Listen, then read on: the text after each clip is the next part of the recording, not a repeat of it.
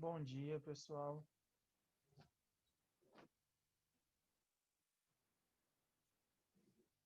Tudo tranquilo com vocês?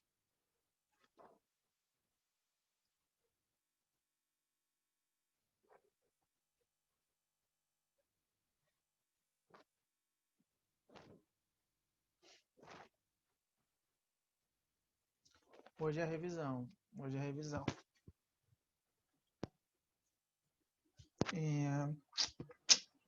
Deixa eu até começar a abrir aqui a revisão.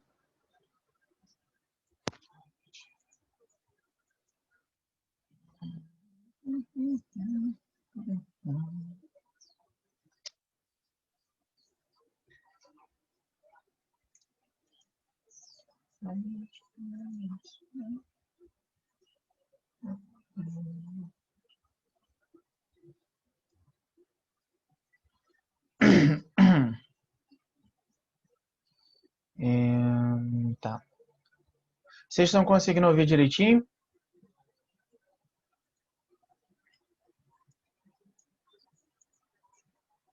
Beleza. Sim, professor. Valeu. Gente, já já a gente começa a falar sobre a revisão em si, e hoje a gente vai fazer uns exercícios também, tá? Mas essa revisão aqui, eu já coloquei lá na pasta do Google Drive para vocês, né? E já está no Escola Web também, tá bom? Então, vocês vão ter essas duas possibilidades de ter acesso ao roteiro. E posso enviar aqui também, não tem problema nenhum. Envio no fim da aula, né, que aí já vai ter mais gente, né? E aí eu envio aqui para vocês sem problema. Alguém quer o link de novo da pasta do Google Drive ou não? Que eu posso enviar sem problema. Espera aí que eu vou pegar aqui então.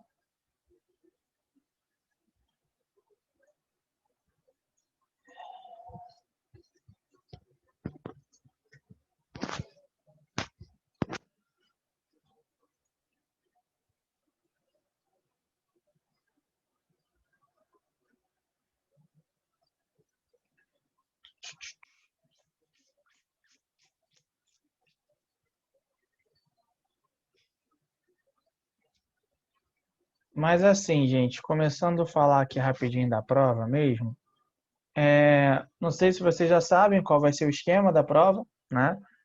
Mas da minha parte vão ser 4 questõezinhas, as 4 questões com 4 opções, né?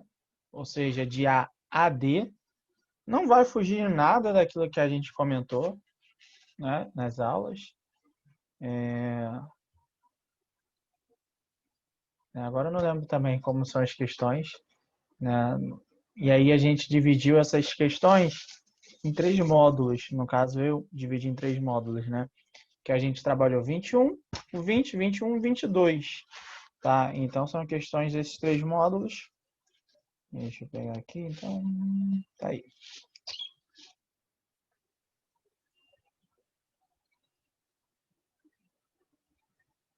Copiar link, beleza. Aqui, ó.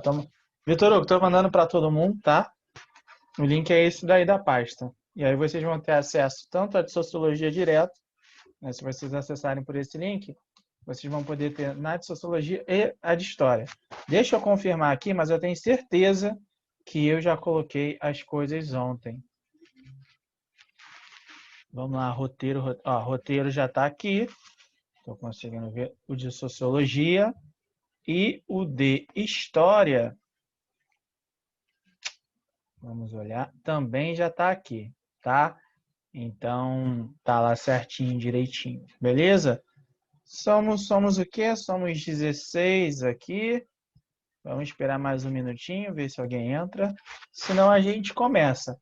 Galera, em relação ao que a gente já trabalhou até agora, né, e trabalhou na semana passada, alguma dúvida? Tá tranquilo mesmo? Não tá? Né? Fui olhar alguma coisa, não entendi, sei lá. Beleza, então.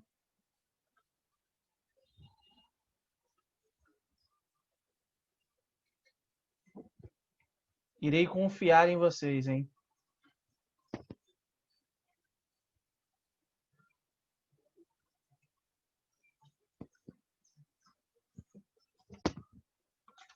Gente, essa coisa de dar aula à distância, a gente parece blogueirinho, né? Com iluminação.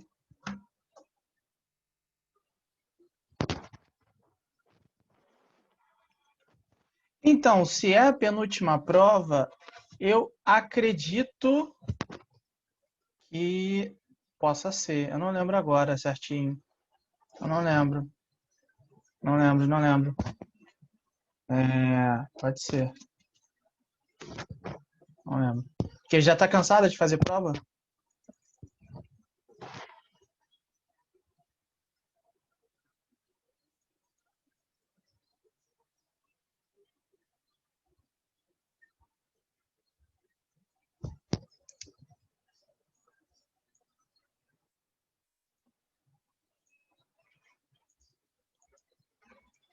Na real, acho que tá todo mundo esgotado do ano, né?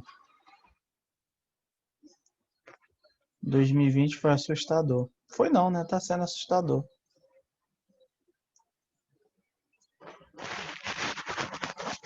Enfim, galera, vamos lá, vamos começar?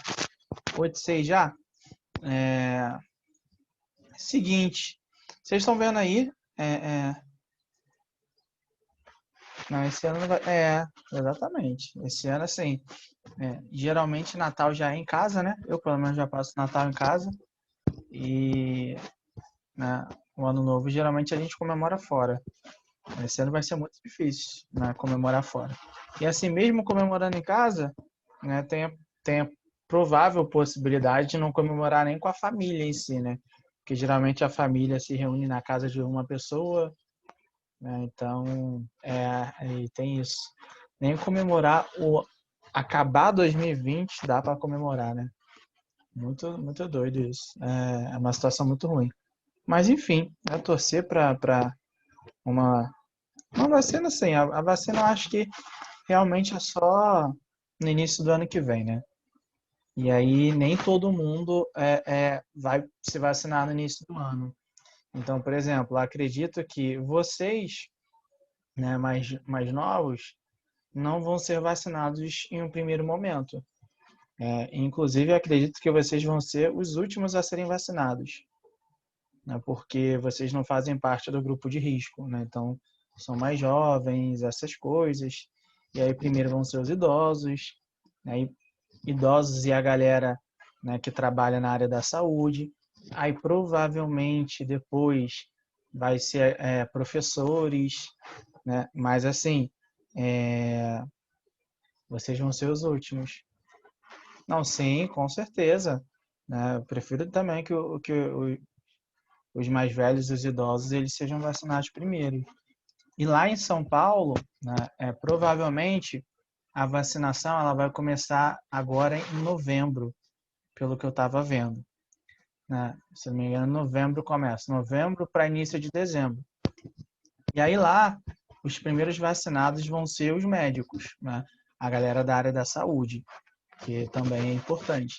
E aí por que não vão vacinar os idosos primeiro? Porque essas vacinas elas ainda estão sendo testadas, né, e estão tentando comprovar se elas são eficazes da mesma maneira que são eficazes para os idosos, no caso, né, da mesma maneira que são para os mais novos, né, porque geralmente nos mais velhos, essas vacinas elas não são tão eficazes. Então estão tentando ver qual é o nível de eficácia, né, para ver se funciona. Assim, isso pelo que eu estava lendo nas reportagens. E aí, depois da galera da área de saúde, vai ser os professores lá em São Paulo. Né? E aí, como que é testado então, cara? Pelo que eu estava vendo nas reportagens, né, desde o início da pandemia, pelo que eu tenho acompanhado, né, não sou da área, obviamente, mas eu estava vendo que, assim, agora o teste que está sendo feito é a terceira fase que eles chamam de teste, dos testes clínicos, que são os testes em humanos.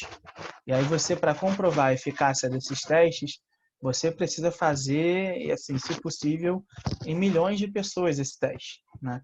Se possível era isso, mas você precisa fazer uma quantidade muito grande de pessoas em locais distintos. Por isso que os testes da mesma vacina estão sendo feitos na Inglaterra, no Brasil, né, lá na Ásia, na Oceania. E por que eles fazem isso? Justamente para comprovar que essa vacina ela é eficaz em diversos grupos étnicos, vamos dizer assim, né? Porque assim, em diversas localidades do mundo, não que ela só vai funcionar em um determinado local. Então eles fazem isso.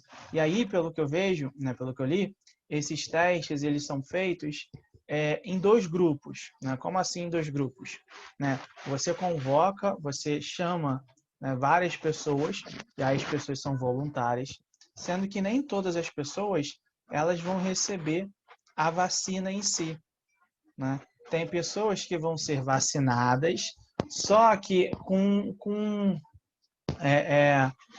o efeito placebo. O que seria efeito placebo? São pessoas que não vão ser vacinadas com, de fato, o que se propõe com a pesquisa da própria vacina, né? Vamos supor, vai injetar água. Não sei se é isso, tá? Porque, obviamente, eu não sou da área de biológica. Mas na vacina não vai ter, né, o remédio em si, vamos colocar assim, né? O anticorpo em si. Então, tem pessoas que estão fazendo esse teste, estão participando desse teste, que elas não foram vacinadas de fato com o que vai prevenir a Covid, né? E por que eles fazem isso? Justamente para comprovar se a vacina ela é eficaz ou não, né? Então, assim, porque se todo mundo tomar a vacina mesmo, né, ninguém vai ter noção se ela de fato é eficaz ou se o corpo humano ele conseguiu gerar, né, um efeito por si só. Então, eles fazem justamente isso. E aí, outra coisa que eles fazem também é a questão de que se alguém sentir algum efeito colateral, alguma reação adversa, né, durante todo o processo de teste, eles podem tentar comprovar ou não se aquela reação é culpa da vacina. Então, por exemplo, não sei se você viu que teve uma reportagem dizendo que uma pessoa que os testes da vacina lá da Inglaterra tinham sido paralisados porque uma pessoa tinha tido um efeito colateral. E aí, primeiro buscaram saber se a pessoa que tinha tido efeito colateral tomou a vacina mesmo ou foi o placebo. Porque se tivesse sido placebo, a culpa não era da vacina. E aí eles já poderiam continuar o teste normal. Descobriram que a pessoa tinha tomado de fato a vacina. E aí tentaram descobrir se isso tinha algum efeito, né, se tinha a ver com a vacina. Então, assim, é um teste muito, né? E aí, pelo que eu acompanhei desde o início, né, essa vai ser a vacina mais rápida da história. Né? Se ela de fato, né, chegar já em janeiro, né, ela vai ser a vacina que demorou menos tempo para ser feita. Né? E a que demorou menos tempo até hoje foi, né, 10 anos. Demorou 10 anos. Né? Então, assim, um ano, né, absurdo, absurdo. E esses testes de vacina demoram muito tempo. Enfim, vamos lá, galerinha. Né, dado uma aqui de jornalista, né, reportando as coisas que eu vi, vamos começar a falar de fato, né, do nosso conteúdo de hoje, tá? Então, deixa eu pegar aqui e abrir para mim, que vocês estão vendo, mas não está aberto para mim. Então, vamos lá. Hoje a gente fala do nosso roteiro, né? Na semana que vem a gente vai ter a nossa avaliação. Vai ser na terça e na quarta-feira, né? Terça e quarta-feira, porque segunda é feriado, quinta também é feriado, né? Então vai ser na terça e na quarta-feira. E aí, como eu já estava comentando bem no iniciozinho para você, com os que já estavam, tá? Essa avaliação, pelo menos da minha parte, a gente vai ter 4 questões e cada questão com 4 opções, ou seja, de A a D. Os capítulos que serão cobrados nessa avaliação, como vocês bem podem ver, é o capítulo 20, 21 e 22, tá? Então, são 4 questões envolvendo esses 3 capítulos aí.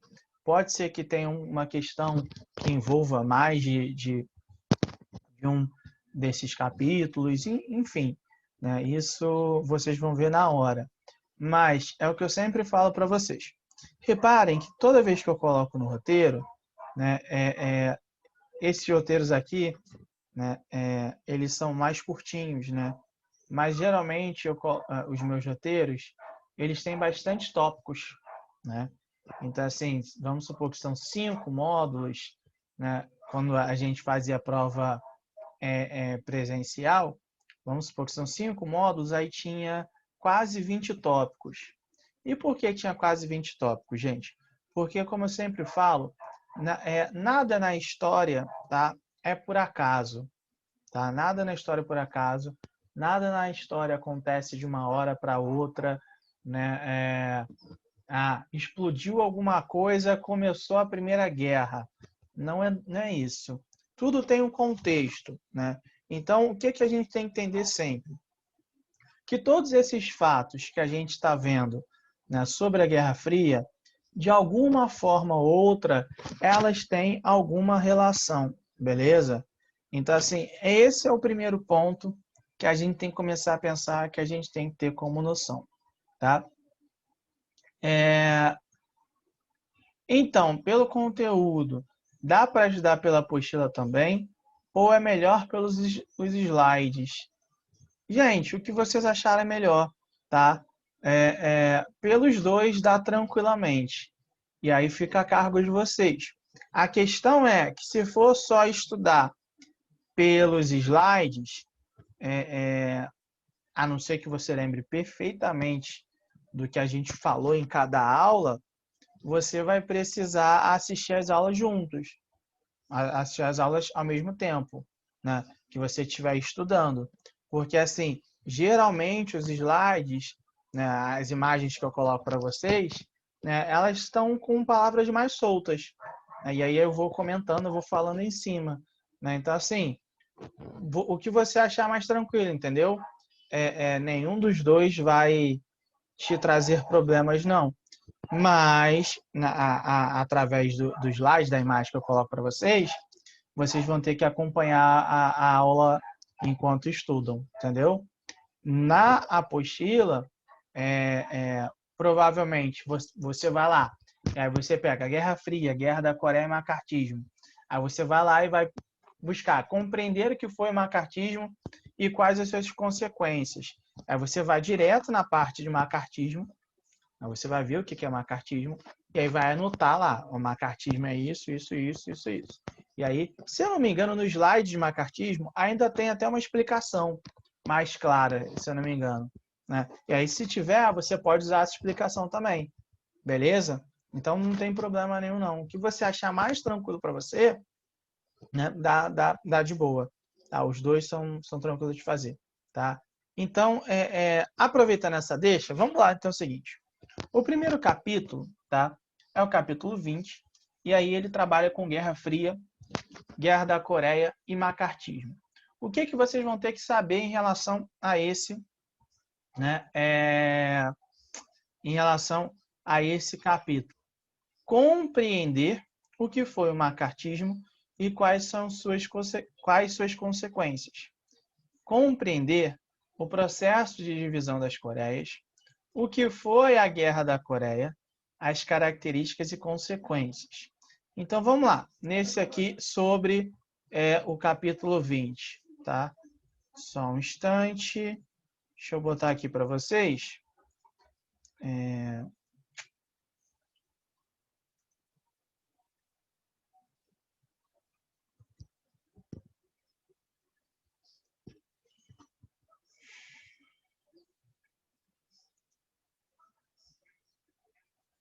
Estão vendo aí?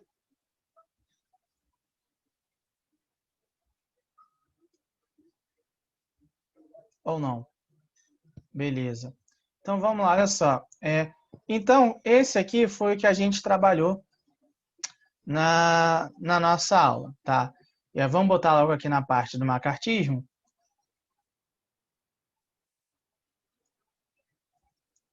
Então, olha só, primeiro ponto é compreender o que foi macartismo. Então, a primeira ideia, independente de ter que compreender o que foi macartismo ou não, gente, é a gente entender o que a Guerra Fria. A ideia da Guerra Fria, vocês já estão cansados de saber. A gente não vai discutir isso aqui de novo, porque a gente já tem aquela ideia de que foi um conflito entre... Né, tudo isso aqui que a gente já falou, né, e essa parte eu já usei 4, 5 vezes. E entender aquela outra questão, isso aqui é muito importante, independente se a gente for falar de Revolução Cubana, independente se a gente for falar de Guerra da Coreia, se for falar de macartismo, se for falar de coexistência pacífica. Aquela ideia de que durante a Guerra Fria predominou o pensamento da destruição mútua assegurada, ou seja, aquela ideia de que a paz era impossível, ao mesmo tempo em que a guerra ela era improvável, tá? Então, a gente tem que entender isso. Então, a gente sabe que era um conflito existente entre Estados Unidos e União Soviética, que ele se estendia para várias questões, não ficava apenas no campo da diplomacia efetivamente, mas que, ao mesmo tempo, não era, né, provável a existência de uma guerra, né, bélica entre as partes. Né? Ao mesmo tempo em que era improvável uma guerra, a paz também não era possível. E aí a gente vai notar que, né, esse conflito existente entre Estados Unidos e União Soviética, ele vai se fazer presente em disputas locais. Como assim disputas locais? A gente vai observar, por exemplo, lá no Vietnã. No Vietnã, quando ocorrer a Guerra do Vietnã, que a gente vai trabalhar mais à frente, existia uma questão local que foi potencializada pelas disputas da Guerra Fria. Na Coreia, existia uma disputa local que foi potencializada pelas disputas de Guerra Fria. Então, a gente tem que entender que essa questão da disputa entre Estados Unidos e União Soviética vai se fazer presente no mundo a partir dela ser introduzida em questões locais, em questões internas de alguns povos, de alguns países. Dentro de todo esse processo de Guerra Fria, tem a ideia que a gente colocou já, que é a ideia do macartismo. O que era o macartismo? Primeiro, como que ele começou? É isso que vocês têm que entender. Ele começou a partir da denúncia de um senador, McCarthy, né? E aí é fácil lembrar o nome, porque é o nome dele, né? O do McCarthy, no qual ele afirmava, tá, que havia, né, ele denunciava que havia comunistas infiltrados nos principais departamentos de segurança dos Estados Unidos. Tá? E aí, se vocês não conseguirem lembrar o nome do departamento estadunidense, né? Departamento de Estado estadunidense, só falar no Departamento de Segurança dos Estados Unidos. Pensa nisso, tá? Não falar porque vocês não vão ter que escrever nada, né? Mas pensar nessa ideia, que ele faz uma denúncia onde havia, né, comunistas infiltrados nos departamentos de segurança dos Estados Unidos. E aí, essa denúncia faz com que se gere uma ação dentro dos Estados Unidos de caça às bruxas, de caça aos comunistas.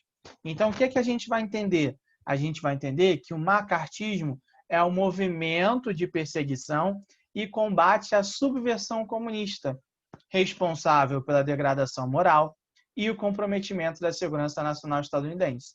Então, vocês têm a ideia já do que é o macartismo.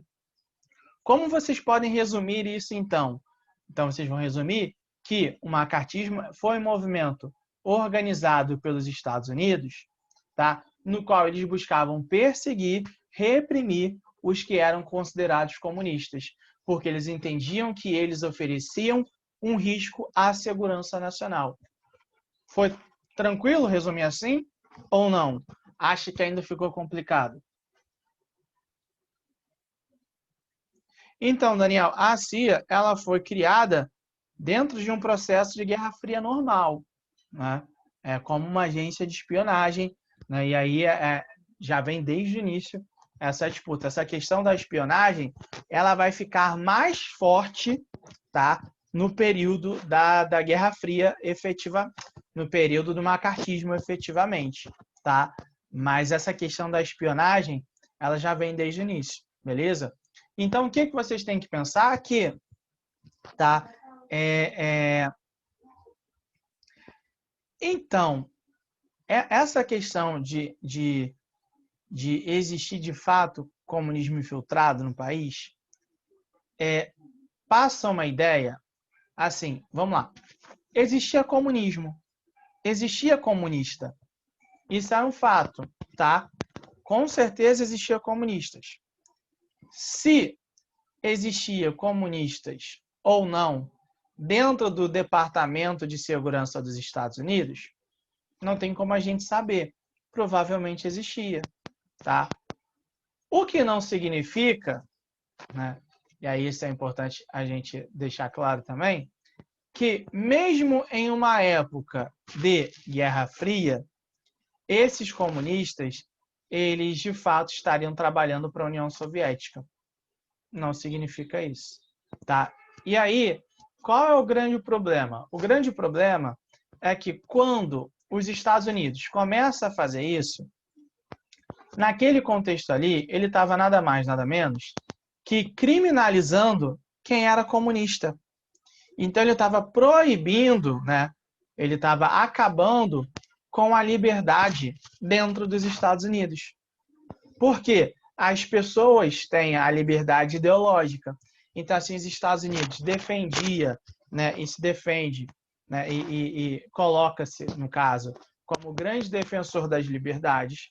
E aí, dentro daquele processo, ele estava começando a perseguir qualquer pessoa que fosse considerada subversiva. Eles consideravam o comunismo como uma subversão. Então, assim, existia comunistas no país. E era super normal existir, né? Agora, se esses comunistas eles estavam trabalhando ou não para a União Soviética, isso nunca foi provado. Isso nunca se comprovou efetivamente. Eu inclusive comentei com vocês na época que a gente falou sobre isso, de uma série.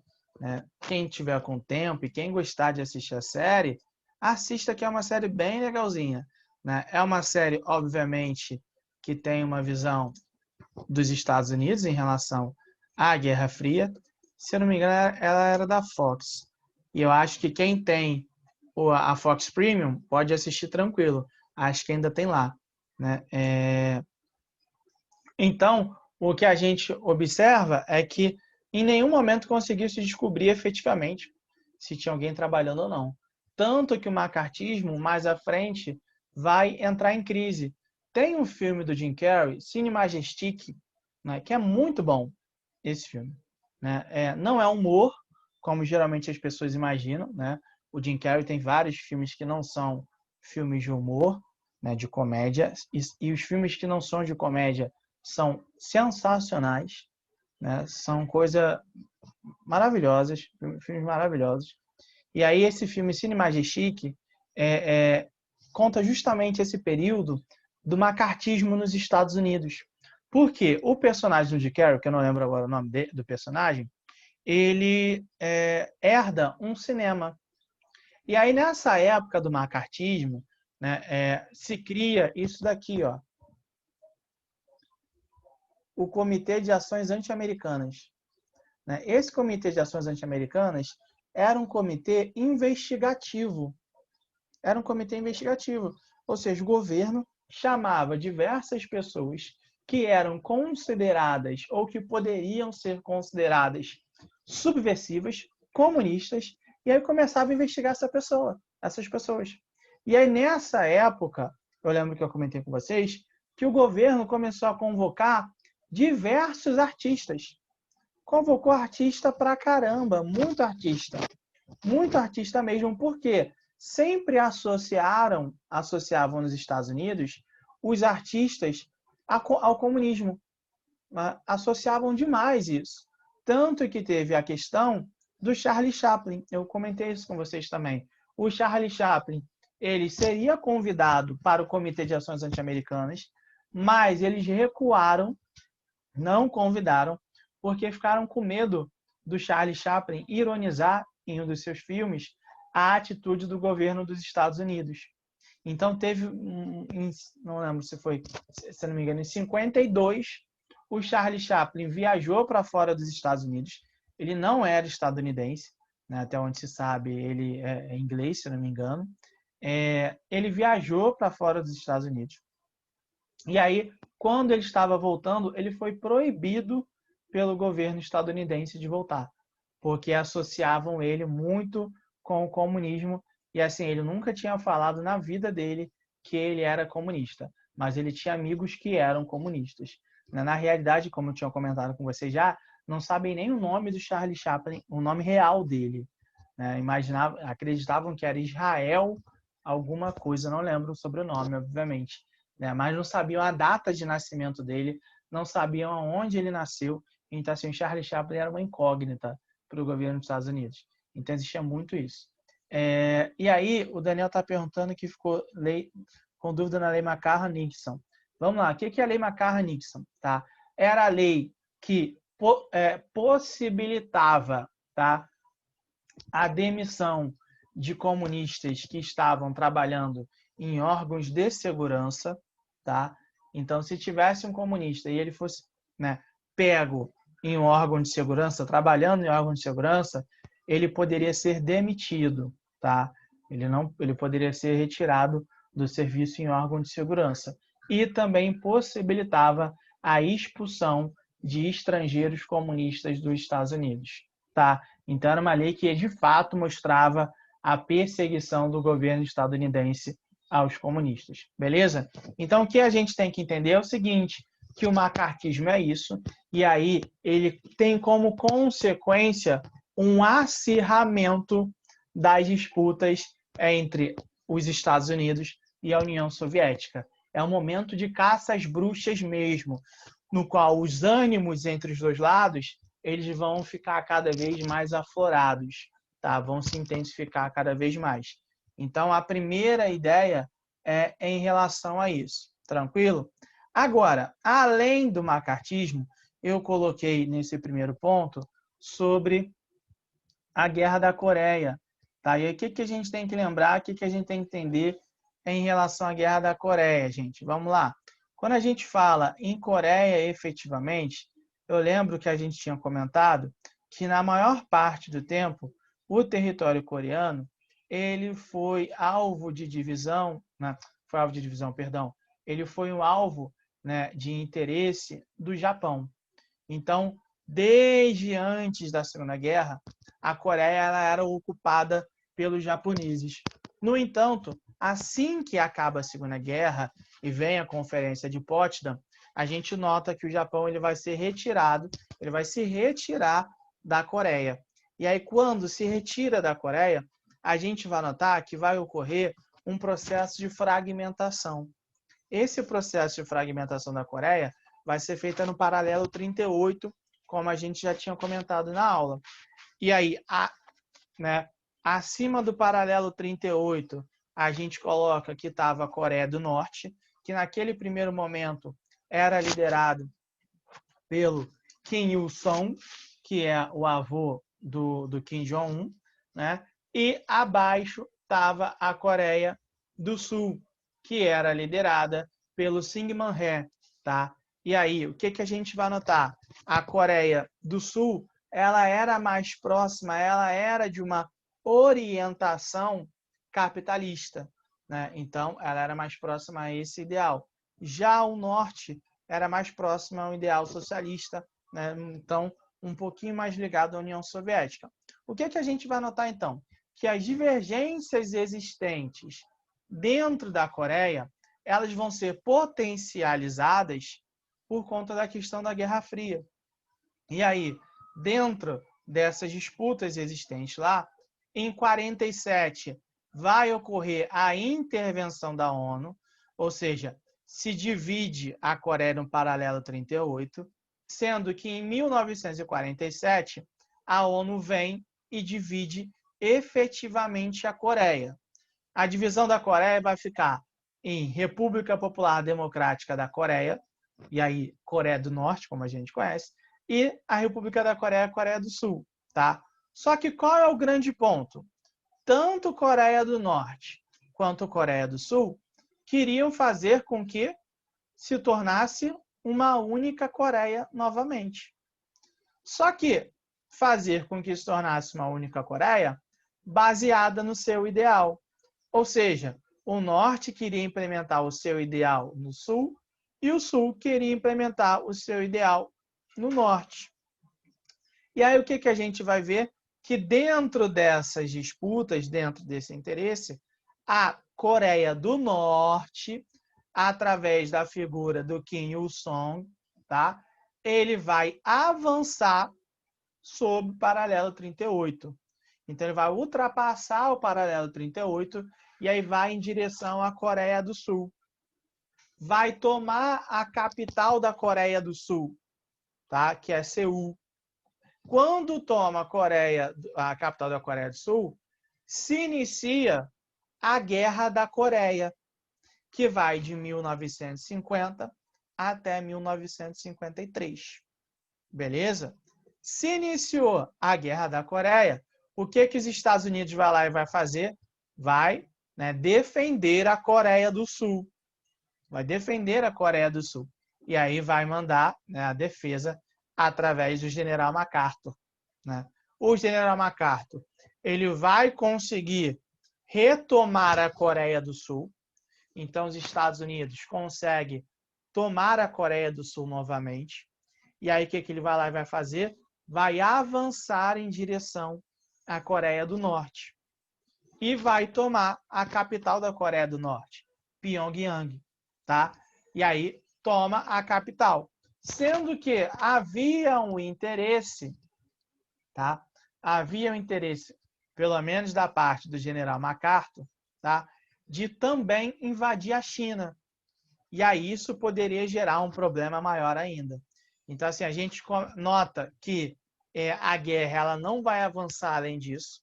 Né? Vai ser uma guerra baseada, em um primeiro momento, a tomada de Seul pela Coreia do Norte e depois, né, a retomada de Seul pelos Estados Unidos e a tomada de Pyongyang tá, pelos Estados Unidos também. Então, a guerra ela vai ser dividida dessas duas maneiras. Então, o que eu quero que vocês entendam, tá? Eu quero que vocês entendam que vai ocorrer, né, uma divisão da Coreia lá no iniciozinho, ó, dentro desse processo de Guerra Fria. Então, a Coreia do Norte e Coreia do Sul vão surgir por conta da Guerra Fria, efetivamente. E, em 47, a ONU vai oficializar, tá? A ONU vai oficializar essa divisão. Sendo que tanto Coreia do Norte quanto Coreia do Sul não aceitam isso. O grande ponto é que a Coreia do Norte, por não aceitar com uma maior ênfase, com uma maior clareza, vai avançar, né, além do paralelo 38. Tá? E aí vai começar a ocupar a Coreia do Sul. Quando começa a ocupar a Coreia do Sul, se inicia a guerra efetivamente. E aí a guerra acaba em 53, através do armistício de Panmunjom. Lembrando que esse armistício não é um tratado de paz, tá? É diferente de um tratado de paz. Porque esse armistício, nenhum dos dois lados está dizendo que perdeu a guerra, que saiu derrotado da guerra. Nenhum dos dois lados está reconhecendo. Eles estão fazendo um cessar-fogo. Então, a gente pode entender que os conflitos entre as duas Coreias não terminaram. Tá? Eles permanecem ativos. Né? Só que estão durante um período de cessar-fogo. Não à toa, volta e meia, a gente vê algumas notícias de que houve um aumento das tensões na fronteira entre entre as Coreias. Então, esse armistício é basicamente essa ideia. Galera, tranquilo em relação ao capítulo 20 ou não?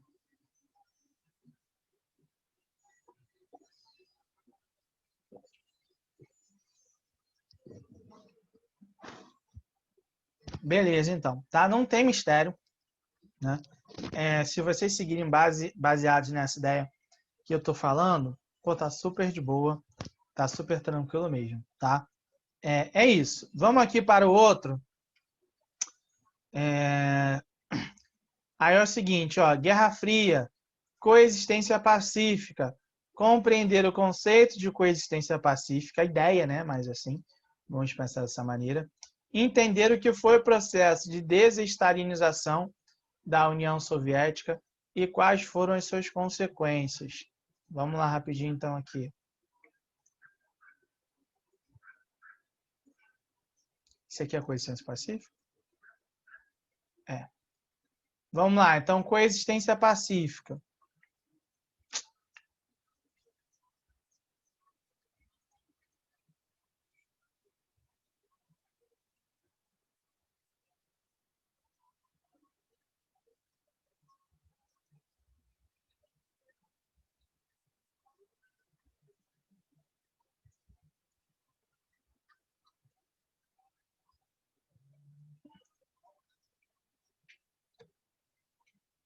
Então, vamos lá. Coexistência pacífica. É o seguinte, quando a gente vai falar de coexistência pacífica, primeiro ponto que a gente tem que lembrar, galera, é sobre aquilo que eu coloquei para vocês. Então, é o seguinte, a União Soviética ela era comandada pelo Stalin desde 1924. Quando acaba a Segunda Guerra Mundial, a gente entra na fase de Guerra Fria. O início da Guerra Fria, né, e aí vocês estão cansados de saber isso, é marcada pelo aumento das tensões. Né? Então, assim, é o momento inicial de Guerra Fria, onde havia uma tensão muito forte, e mais uma vez, olha o que eu coloquei aqui, ó, era marcada justamente por isso. Pela bipolaridade econômica, política, ideológica, geopolítica, e mais do que nunca existia a ideia de que a paz era impossível e a guerra era improvável. Então, assim, existia um momento de muitas tensões, onde as rivalidades, né, onde a disputa entre Estados Unidos e União Soviética se fazia com muita clareza, com muita força. Sendo que, o que a gente vai notar? Em 53, o Stalin morre. E aí o Stalin morre, se não me engano, por conta de uma hemorragia cerebral. Acho que eu cheguei a comentar isso com vocês. Não lembro se foi hemorragia cerebral, mas acho que tenho quase certeza. E aí ele morre. Quando ele morre, tá? A morte dele abre uma disputa dentro do Partido Comunista da União Soviética. Né? Então, assim, quem iria assumir, né, o governo, né, o comando do Partido Comunista Soviético e, consequentemente, quem passaria a comandar, a governar a União Soviética. Quem comanda, então, quem inicia, quem, né, não vence esse processo, assim, mas quem passa a comandar a União Soviética vai ser o Nikita Khrushchev. O Nikita Khrushchev, ele vai, né, governar a União Soviética entre 1953 e 1964. E aí, o que a gente vai notar? Isso é importante. E aí, a Juliana tinha perguntado se é melhor estudar pela apostila ou por essa imagem aqui. No sentido, tá, de desestalinização, a parte do Khrushchev, eu aconselho vocês a estudarem, tá, pela apostila. E por que pela apostila? Eu comentei com vocês na aula que o Khrushchev, ele é o responsável, ele é o grande nome dentro desse processo de desestalinização. Por que desestalinização? Primeira coisa que o Khrushchev vai fazer, tá? O Khrushchev ele vai organizar um relatório de denúncias em relação ao governo do Stalin. Ele vai fazer uma série de denúncias, denúncia de repressão, denúncia de censura, de utilização de campos de trabalho forçado, que eram os gulags. Então, ele vai fazer uma denúncia, né, ao mundo como um todo, vamos dizer assim, de que o governante anterior, de que o governo anterior, que era o do Stalin, era um governo completamente ditatorial. Então ele começa a fazer isso, ele começa a falar isso. E aí, quando ele faz essa denúncia, ele está mostrando claramente que ele quer fazer um governo diferente do que ele acusa o do Stalin. E aí, isso vai possibilitar a União Soviética a se aproximar dos países ocidentais. Então, até o momento em que o Stalin estava no poder, não havia uma ligação ou não havia uma aproximação entre a União Soviética e os países ocidentais. Quando ele morre, o Khrushchev entra no poder e faz uma série de denúncias sobre o governo do Stalin, afirmando que era um governo ditatorial. Isso vai permitir uma aproximação com o Ocidente, e aí essa aproximação com o Ocidente vai fazer com que aquelas rivalidades, aqueles ânimos completamente acirrados, baixassem. Estão entendendo o que eu quero dizer? Baixassem, e aí você começa a ensaiar um processo de uma coexistência pacífica. Não é uma paz. E aí repara por que não é uma paz. Porque eu estou considerando que é possível nós dois existirmos, mas existirmos sem aquelas tensões, né? É uma coexistência. Assim, para eu, né, afirmar que eu consigo coexistir com outra pessoa, é porque a gente não se bica de forma alguma, né? A gente não se dá de forma alguma. Mas a gente está reconhecendo que, mesmo não se dando, né, a gente pode ficar mais tranquilo. Então, nesse momento, a gente inicia, né, a ideia de que Estados Unidos e União Soviética estão reduzindo as tensões. E aí isso fica claro com as medidas que o próprio Khrushchev vai fazer. Ele vai começar a fazer uma liberalização da economia soviética, vai fazer uma reestruturação dos órgãos administrativos. Então, a gente entende que o processo de desestalinização ele se inicia com as denúncias do Khrushchev ao governo do Stalin e, além disso, né, faz uma aproximação com o Ocidente e também começa a adotar algumas medidas de liberalização da economia, reestruturação dos órgãos administrativos, essas questões como um todo. Beleza até aqui? Deu para entender essa ideia da desestalinização? Ou não?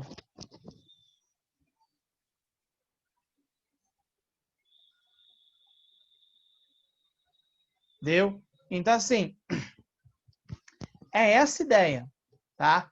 Entender desestalinização como isso, iniciando as denúncias, possibilitou uma aproximação, e além de possibilitar uma aproximação, a gente observa que vai ter um processo de transformações, liberalização da economia, reestruturação.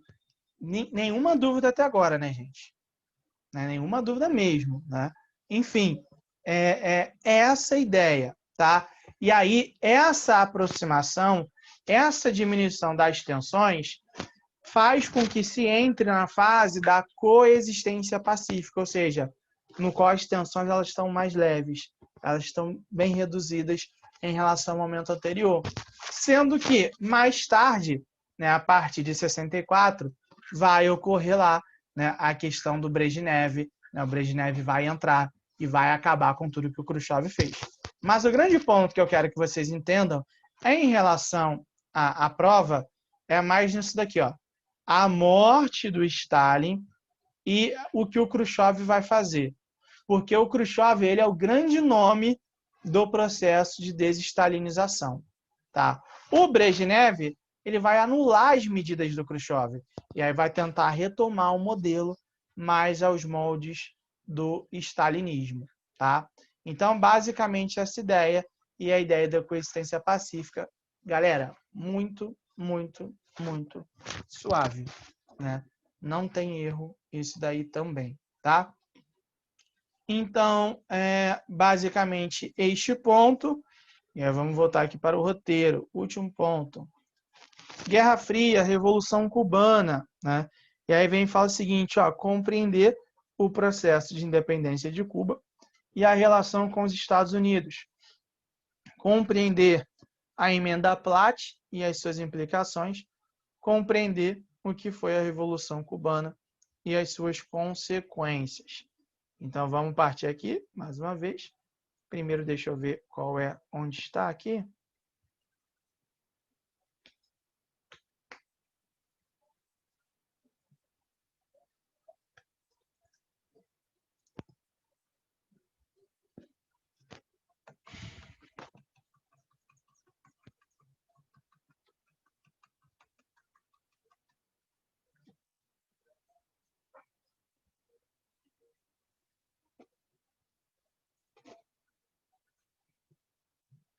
Volto, peraí. Tinha acabado de ceder, mas eu volto, sem problema. Cadê, meu Deus?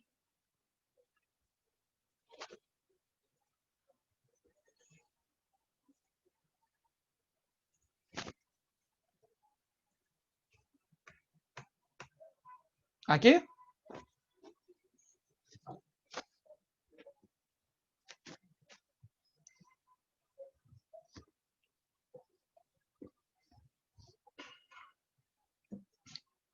Pode mudar ou não?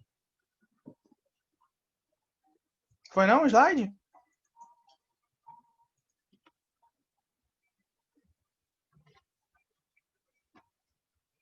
Não, tá no de coexistência pacífica ainda, não é isso?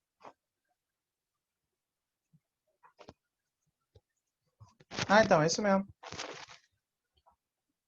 Pode mudar agora, Juliana, ou não? Beleza, então. Deixa eu botar aqui o outro. Nada. Revolução Cubana. Tá aqui. Deixa eu botar aqui para vocês agora.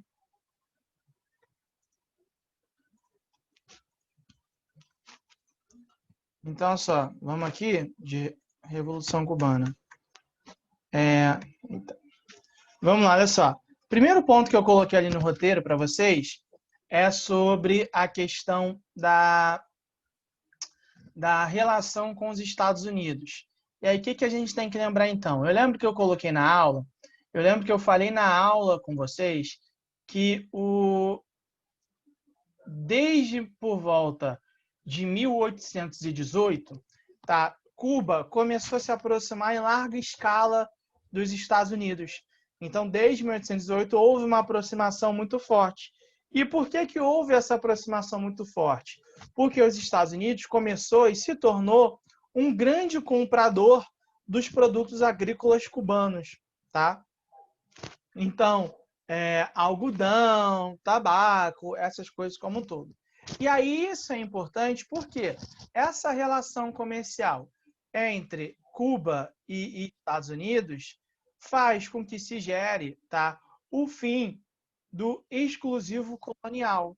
O que era exclusivo colonial? O exclusivismo colonial era aquele sistema no qual apenas a Espanha poderia fazer comércio com Cuba. Então, quando os Estados Unidos se aproxima e começa a fazer relações comerciais com o território cubano, isso demonstra o fim do exclusivismo colonial. E aí, esse exclusivismo colonial, né, ele vai se declinando ao passo que vai ocorrer cada vez mais a intensificação dessas relações econômicas.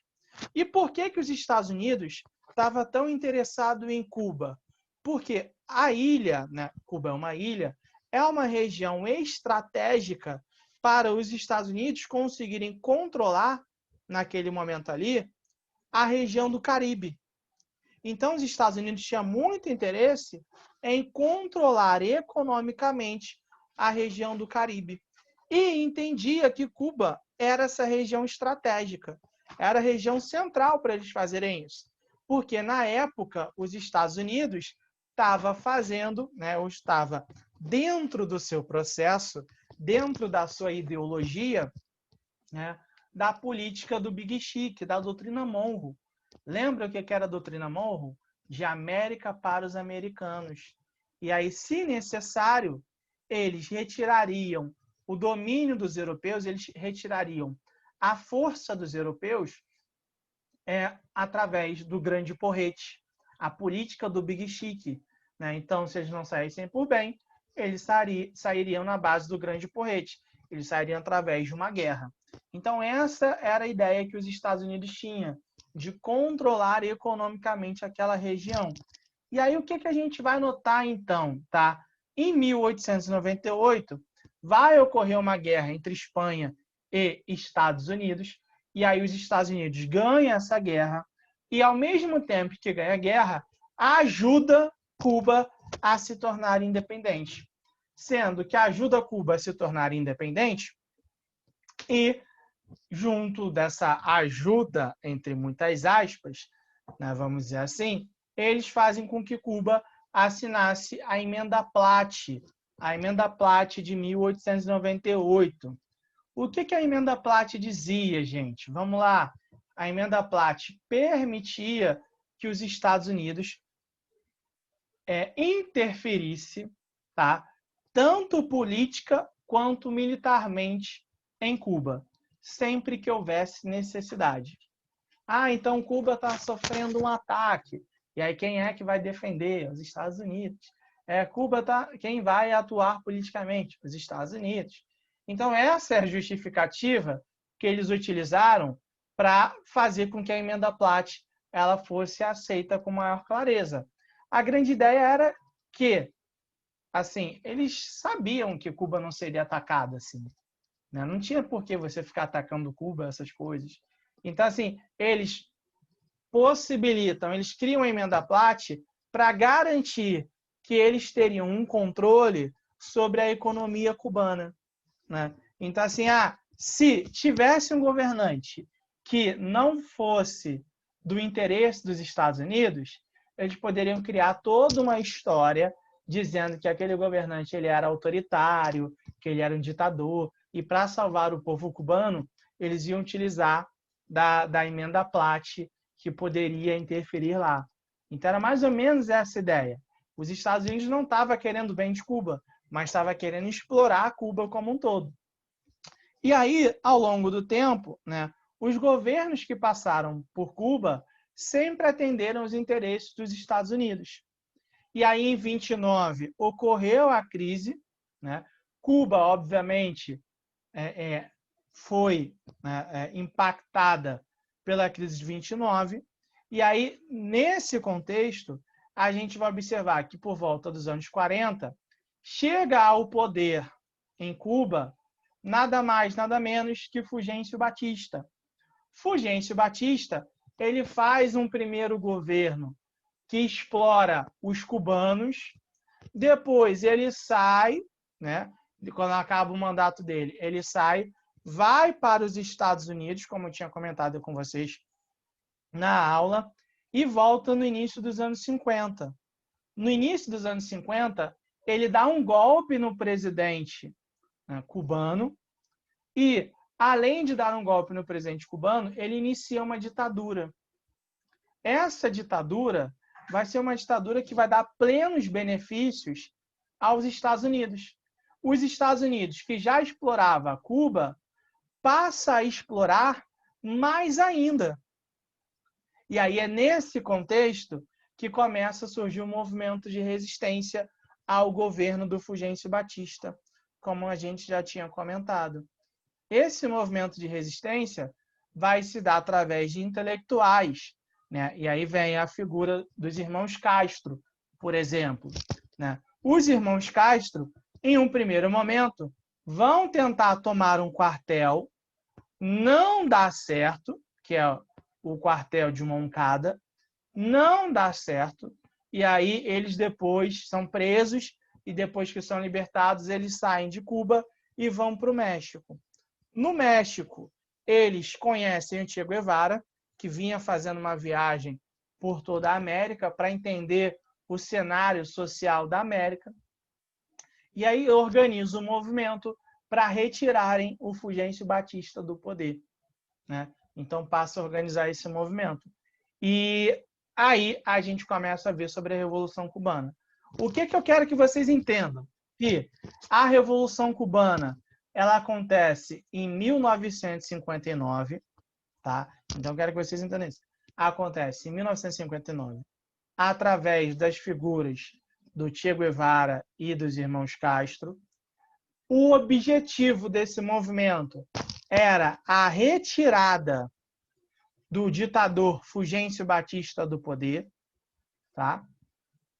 E assim que eles chegam ao poder, eles fazem um processo de nacionalização da economia. Eles tentam resolver os problemas sociais cubanos. Esse movimento não é um movimento, pelo menos inicialmente, apoiado pela União Soviética, tá? Então a Revolução Cubana, ela não é apoiada pela União Soviética naquele contexto ali. Inicialmente não é, beleza? Tá? Sendo que o que os Estados Unidos vai fazer? Como eles perderam influência em relação a Cuba, tá? Como os Estados Unidos perderam influência em relação a Cuba, eles vão organizar um bloqueio econômico a Cuba, né? E, além desse bloqueio econômico, vão expulsar os cubanos da OEA. O que é a OEA? Organização dos Estados Americanos. Então, Cuba não vai poder comercializar com ninguém e vai ficar excluída, vai ficar isolada dentro de todo o continente americano, dos continentes americanos, né? Quando há esse isolamento cubano feito pelos Estados Unidos, a gente vai notar que aí sim vai ocorrer uma aproximação com a União Soviética, tá? Então, Cuba só vai se aproximar da União Soviética depois deles serem expulsos da Organização dos Estados Americanos.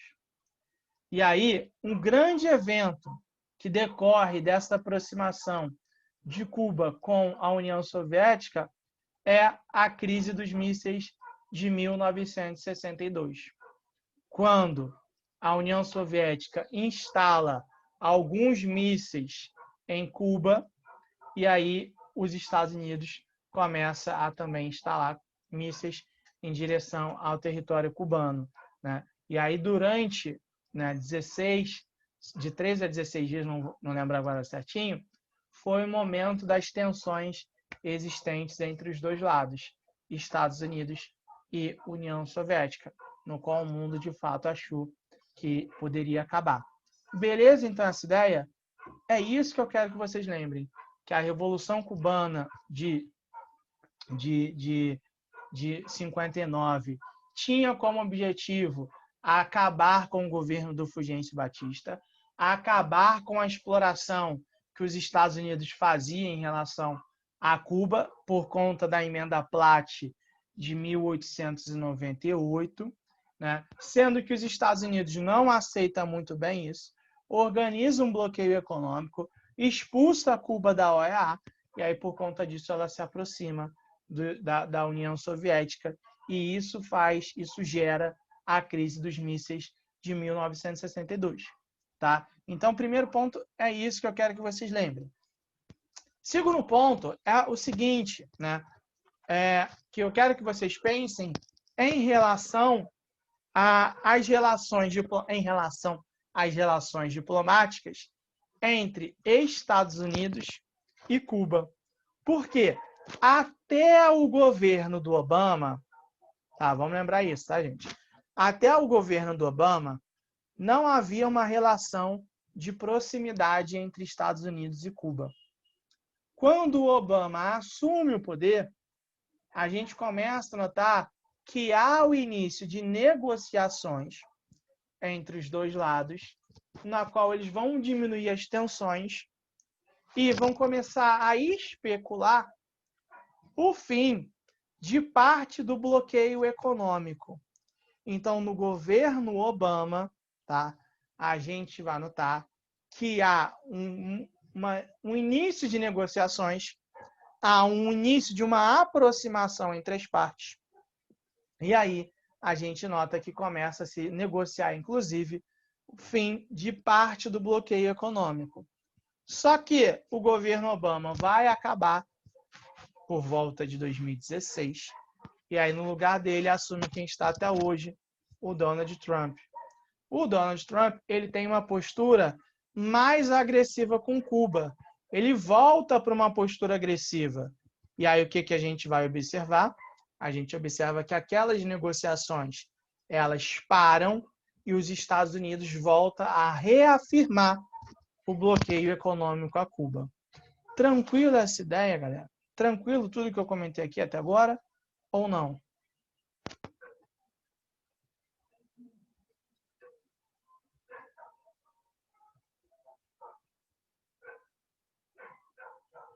Beleza ou não, gente?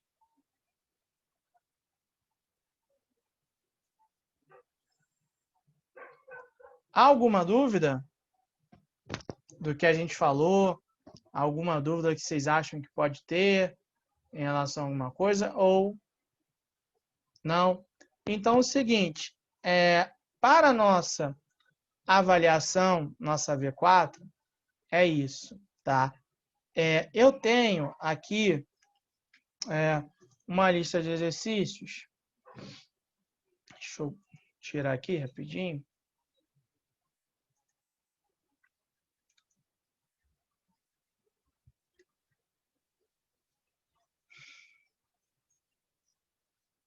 Ela vai ficar aberta, porque a gente não vai ter tempo para fazer tudo, né? Porque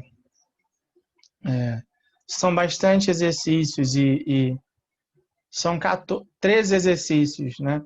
E são 9, 6, né? Mas assim, que eu falei bastante, mais do que eu esperava, tá? E aí, eu tô mandando aqui no chat, tá? Tentem fazer aí, gente, pelo menos as 3 primeiras questões, tá? Deixa eu tirar aqui, não comecem a fazer ainda não, que eu vou tirar que está embaralhada. E aí pode ser que as 3 perguntas não sejam as mesmas para vocês, tá? Então, vou tirar aqui para não ordenar de forma embaralhada. Então, tentem fazer aí as 3 primeiras perguntas que a gente corrige, são 9, a nossa aula termina 9h30. 2 perguntas, tentem fazer 3 perguntinhas aí, rapidinho, que a gente tenta corrigir. E aí depois eu deixo para vocês fazerem, né, tudo sozinhos. Façam as 3 primeiras, tá? E aí vocês anotem num papel aí a resposta, tá? Não precisa terminar o formulário todo não, beleza?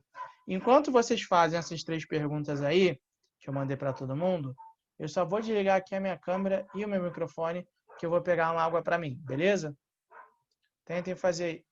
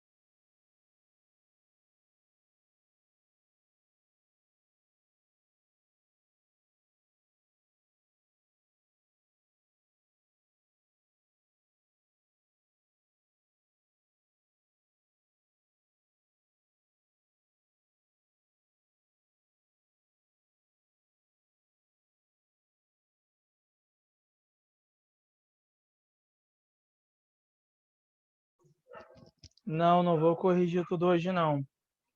Não vamos ter tempo, são 13. E aí, quando vocês forem fazendo, o resultado vai aparecer automaticamente no fim, entendeu? E aí vocês podem perguntar depois sem problema nenhum.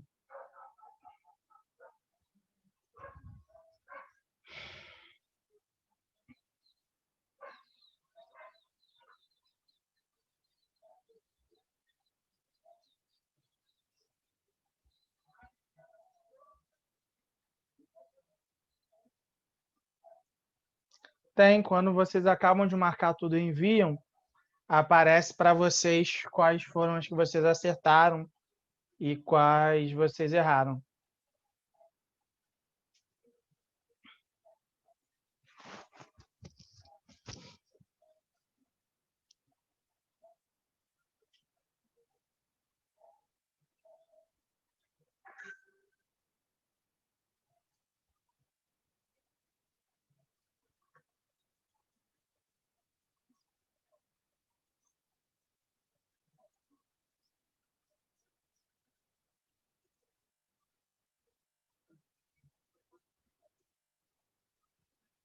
Mando sim.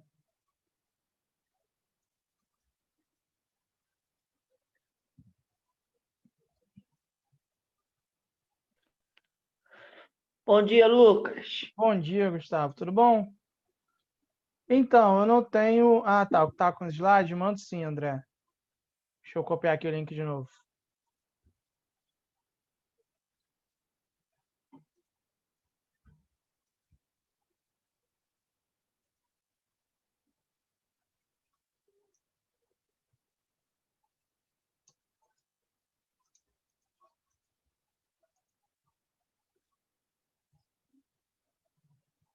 Mandei aí, André.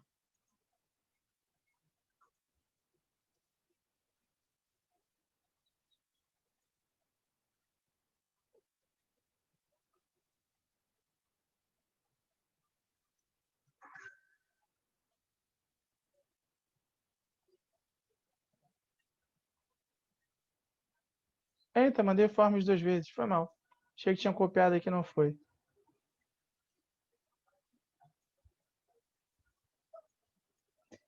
Qual o link? O do Forms? Peço. Peço. Eu mandei o do Forms 2 vezes também, não foi? Foi. André, eu mandei errado aqui o link, tá? É esse aqui, o link do Drive, vou enviar de novo. Eu tinha achado que tinha sido do Drive, não foi. Ó, link do Drive. E aí o do Forms eu vou mandar para o Breno agora, inclusive. Eu mando para o Breno agora. E aí eu peço para ele enviar assim no grupo do segundo ano. E eu vou corrigir as 3 primeiras. Vou corrigir as 3 primeiras. Já já a gente corrige, beleza?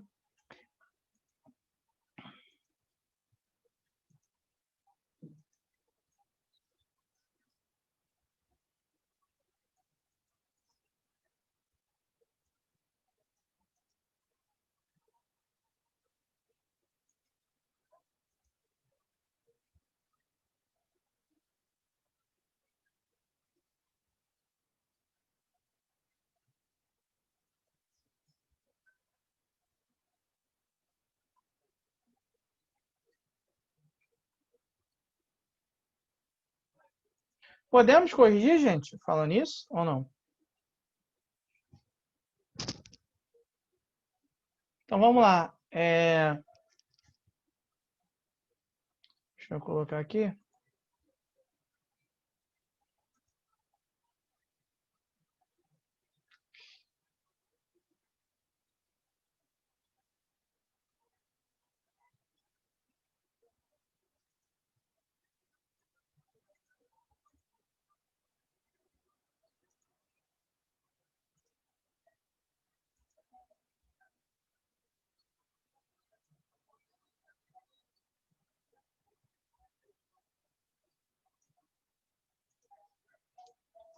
Então é o seguinte, olha lá.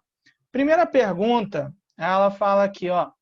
As guerras da Coreia, 1950, 53, e do Vietnã, 63, 73. Lembrando, Vietnã a gente ainda não falou, mas fiquem tranquilos em relação a isso. são comumente analisadas como fruto da disputa entre comunistas e capitalistas, no interior da lógica da Guerra Fria. Tal interpretação desconsidera que, para coreanos e vietnamitas, essa disputa ideológica foi utilizada para, e aí é justamente aquilo que eu comentei com vocês, para lidar com os conflitos regionais, angariando apoio das potências estrangeiras. Ou seja, já existia um conflito local, já existia um conflito regional, que foi potencializado pelas disputas existentes da Guerra Fria. Então, a resposta é justamente essa primeira. Tá? Mas como eu não sei onde a galera marcou, não marcou, o que mais errou, né? Enfim, eu vou também aqui falar onde está errado em cada uma das outras. Tá?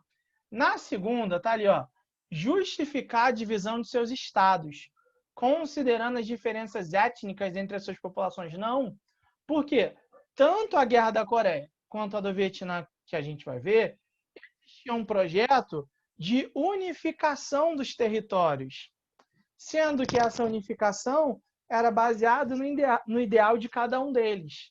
Tá? Então, não queria justificar a divisão, mas eles queriam, né, unificar os territórios. Então, não pode ser por isso, beleza? A terceira opção, arrefecer o conteúdo nacionalista das disputas territoriais, conclamando o apoio estrangeiro. Não, pelo contrário. Pelo contrário, tá? Então, não é arrefecer o conteúdo nacionalista. Né? Existe o nacionalismo ali, e tanto que leva a uma disputa territorial pela unificação desses territórios. Então, não pode ser, tá? A quarta opção, iniciar o processo de descolonização europeia no continente asiático, aderindo à causa independista. Não tem nada a ver com isso. Tá? A questão da descolonização europeia tem até a ver com o Vietnã, porque o Vietnã faz parte do território que antes era a Indochina. E aí a Indochina era colonizada pela França. Só que já tinha tido a descolonização da Indochina lá na Guerra da Indochina. Então a Guerra do Vietnã não tem a ver com a descolonização. Tá? Então não pode ser. E a última opção, equilibrar a pressão chinesa na região, reivindicando autonomia política. Essa aí não faz sentido algum. Não faz sentido algum. Não pode ser também. Tá? Beleza essa aqui, então? Deu para entender a questão? Vamos pular aqui. Pular não, né? Passar para a 4. Sobre a Guerra da Coreia, é correto afirmar, exceto o teatro de operações estendeu-se pelo território chinês, ou seja, é a única errada e já vem a primeira, ficando a população submetida a um clima de fogo cruzado entre os norte-americanos e russos.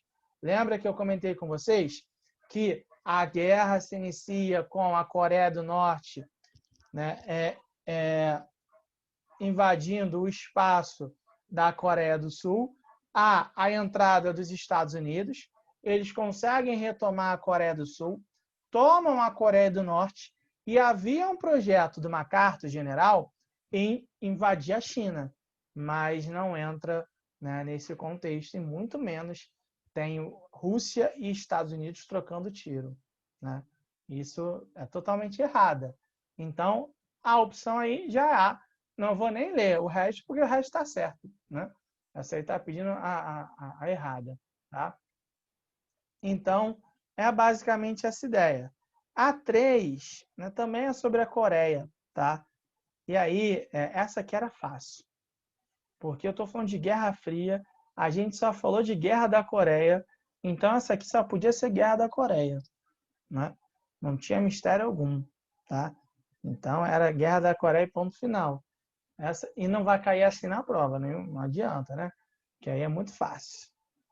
Deixa eu ver uma outra questão. que trabalhe para além da Guerra da Coreia.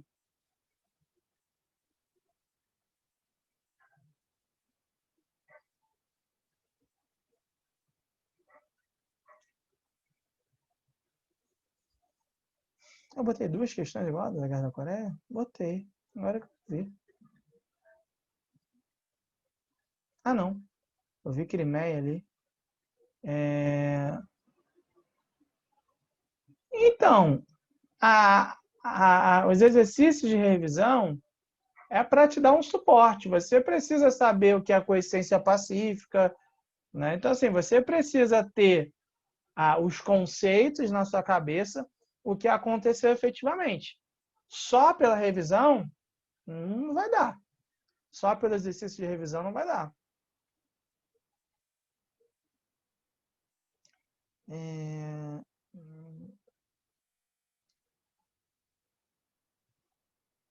Vamos ver.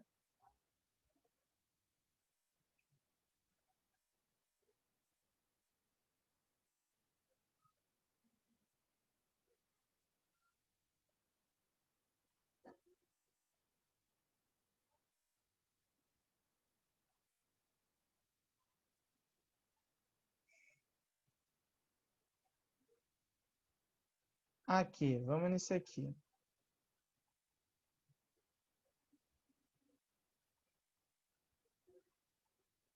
Isso aqui, vamos lá, olha só. Em janeiro de 59, tropas revolucionárias comandadas por Fidel Castro tomaram o poder em Cuba. A luta revolucionária foi dirigida por uma guerrilha comunista. A luta revolucionária, perdão. E aí vem a primeira opção. Foi dirigida por uma guerrilha comunista que pôde derrotar o exército de Fulgêncio Batista graças ao apoio militar oferecido pela União Soviética. Não pode ser. Lembra que eu comentei com vocês. A União Soviética só passa a apoiar Cuba após a expulsão na OEA, quando Cuba ela fica isolada politicamente, diplomaticamente na América. Então, há uma aliança entre Cuba e a União Soviética após 1962. Tá? Não é uma aliança espontânea que vai ocorrer. Longe disso, tá bom, gente? Então, não pode ser essa daí. A segunda opção foi dirigida pelo Partido Comunista de Cuba, que conseguiu mobilizar camponeses e trabalhadores urbanos contra a ditadura de Fulgêncio Batista. Não teve Partido Comunista fazendo nada lá. Tá? Mais uma vez, só há uma aliança em 62. Antes não há. Terceira opção foi dirigida por dissidentes do governo de Fulgêncio Batista com o apoio inicial do governo. Nossa, isso aí é um erro por completo. O governo do Fulgêncio Batista era apoiado pelos Estados Unidos, tá? E aí não havia interesse em democratizar. Ali a situação que estava maravilhosa para os Estados Unidos. Então não pode ser também. Vamos aqui na última, já que a penúltima é certa.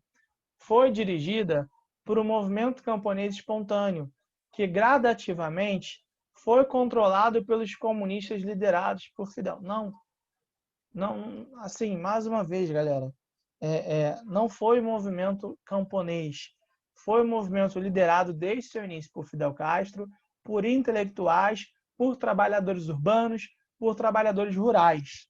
Tá? Então não há um movimento camponês espontâneo e que depois vai se transformando. Não pode ser também. E aí, talvez, né, alguns de vocês não marcariam, porque, olha só, foi essa opção aqui, vocês não marcariam, porque foi dirigida por uma guerrilha nacionalista e anti-imperialista, perfeito, que angariou apoios da oposição burguesa e de setores da esquerda cubana. E aí talvez vocês devam ter entrado em colapso, alguns falam, apoio da oposição burguesa, os burgueses apoiaram?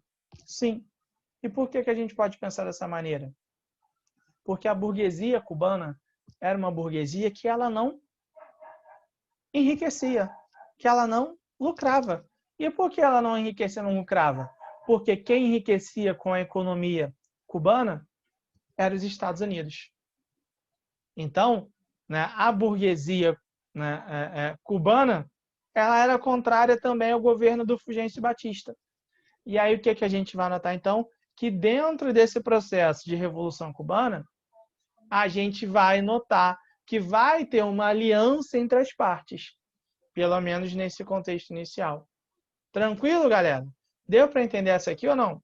Mesmo podendo ser contraditória essa ideia.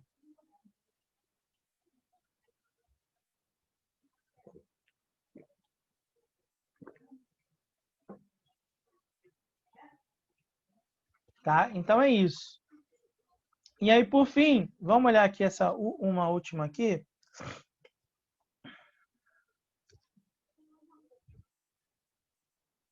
Ó.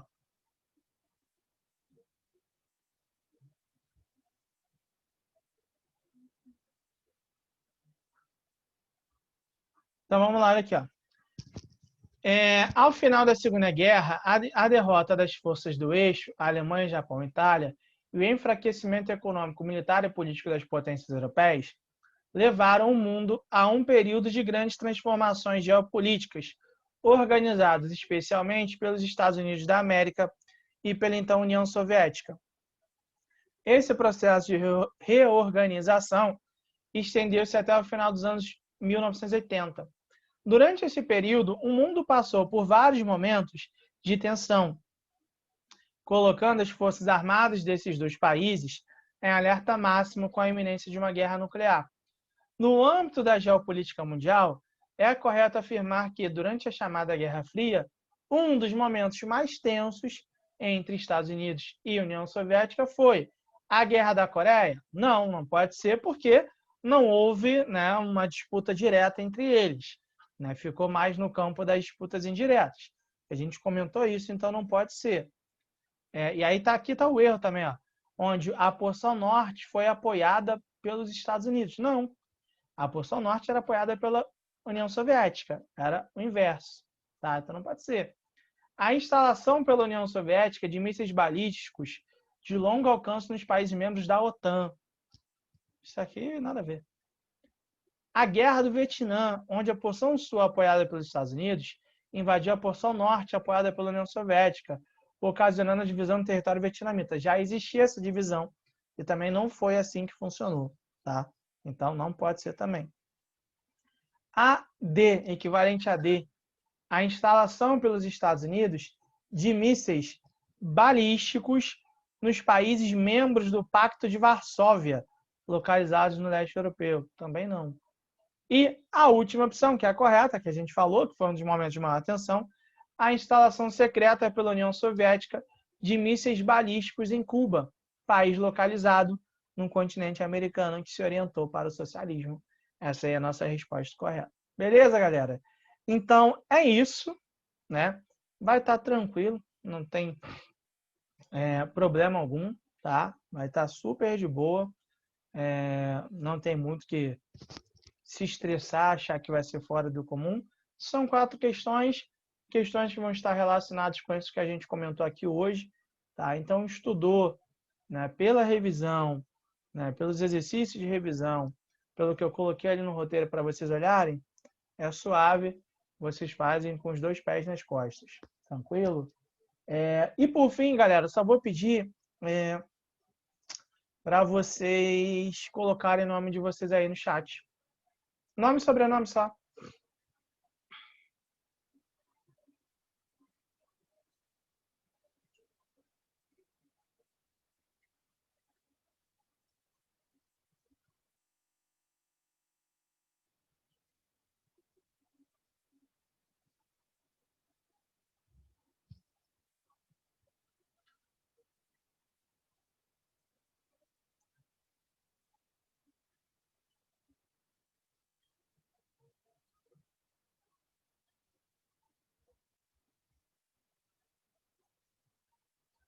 Nada, não tem que agradecer, não. É super de boa, vai estar tranquilo. Fiquem tranquilos em relação a isso. E, seguinte, 11h30 a gente volta.